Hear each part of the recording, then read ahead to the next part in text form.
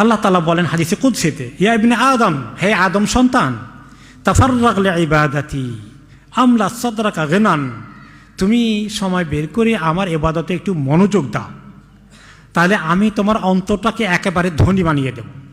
একটা কথা বাংলায় আমরা বলি, এই কথার সঙ্গে মিলে, কি কথাটা জানেন? মনের ধনী বড় ধনী। এটা অনেক বাংলার প্রবাদ বাক্যের মতো আছে, মনের ধনী বড় ধনী। মনের ভিতরে যার হাহাকার আকাঙ্ক্ষা নাই, লোভ নাই, লালসা নাই, অমুকে আমার বাড়ির পাশে এততলা বানিয়েছে, আমি কুড়ি ঘরে আছি, ডাজেন্ট ম্যাটার, আমার তো জান্নাতে ঘর তৈরি হচ্ছে, মাশাআল্লাহ, এরকম চিন্তায় আছে। তার মনের দিক থেকে ধনী না গরিব? সে ধনী। তো আল্লাহ তাআলা বলেন, তুমি মনের ধনী হয়ে যাও যদি আমার ইবাদত করে, আমার সঙ্গে সম্পর্ক রেখে, তাহলে আসুদ্দা ফাকরাকা, তাহলে তোমার অভাব অনটন, দারিদ্রতা, তোমার পেলাম না হাহুতাস, এগুলো সব আমি দূর করে দেব।